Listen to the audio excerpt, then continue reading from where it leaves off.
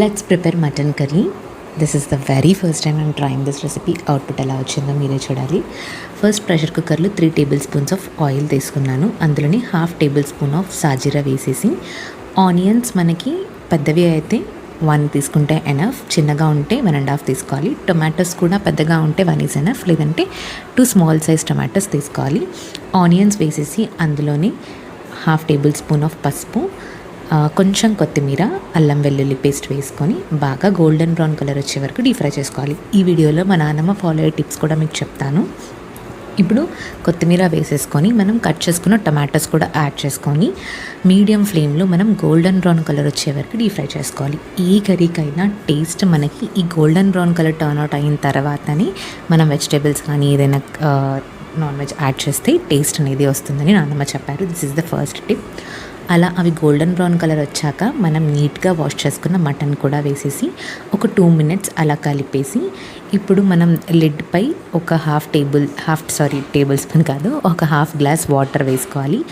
Half glass water వేసుకొని 5 minutes medium ఫ్లేమ్లో మటన్ని cook అవ్వనివ్వాలి. 5 minutes తర్వాత ఆ వాటర్ని తీసి పక్కన పెట్టేసి, ఇప్పుడు అందులోని నేను 4 స్పూన్స్ ఆఫ్ కారం వేసుకున్నాను, 1 స్పూన్ ఆఫ్ సాల్ట్ వేసుకొని బాగా మిక్స్ చేసుకున్న తర్వాత మనం లిడ్ పైన పెట్టుకున్న వాటర్ ఉంటాయి కదా, ఆ వాటర్ని అందులో పోస్తే ఇదే యాక్చువల్గా సెకండ్ టిప్ అనమాట.